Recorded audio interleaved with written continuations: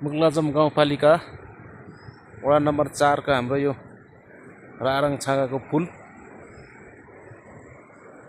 र त्यस लगायत जङ्गलहरू जताततै हरियाली हरियाली वन जङ्गलले ढाकेको यस्तो सुन्दर ठाउँ, ती रमणीय ठाउँ है।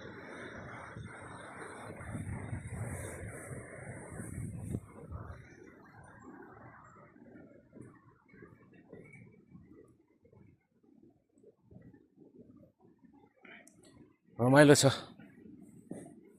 हेर्नुहोस् है हाम्रो पुल एकदम झकास। थुप्रै पर्यटनहरू आएर घुमघाम गरेर जान्छन्। हजुरहरू पनि एकचोटि भ्रमण गरिदिनु होला है यहाँ चाहिँ।